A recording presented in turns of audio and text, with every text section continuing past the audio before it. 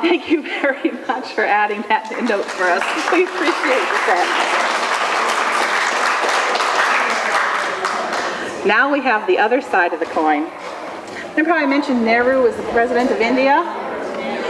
He also influenced fashion. Here's James again, our wannabe Beatle from the British invasion.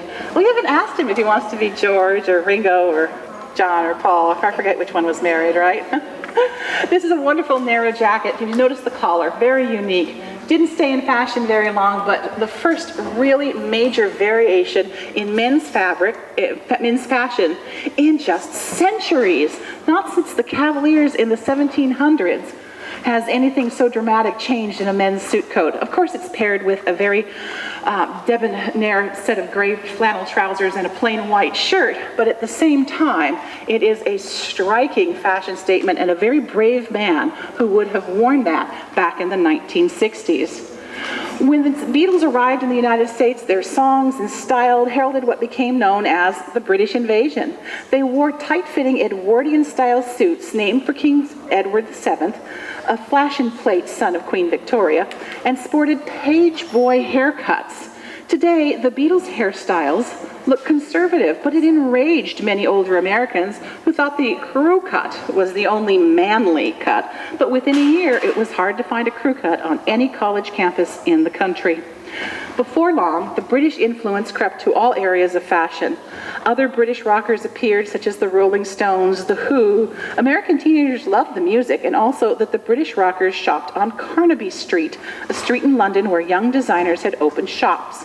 Their style was generally known as mod, short for modern. The best known of the British designers was Mary Quant. In the early 60s, she introduced, I'm sure all the guys appreciate this, she introduced the miniskirt, which came to 8 or 9 inches above the knee. Now, depending upon how tall you were, that could either be quite shocking or, by now certain standards nowadays, actually conservative. For anyone to wear it, because it was so very short, a new type of undergarment had to be developed. Prior to that, remember we were talking about the stockings and the lines up the back?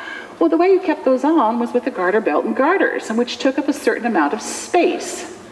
That couldn't happen with that really short skirt, and so we got pantyhose, and have cursed the day ever since. I don't know about you.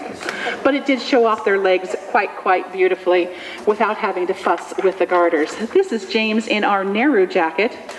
I hope you appreciate him and the contribution to men's fashion.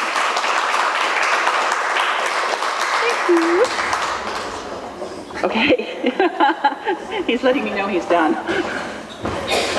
Oh my God. Okay.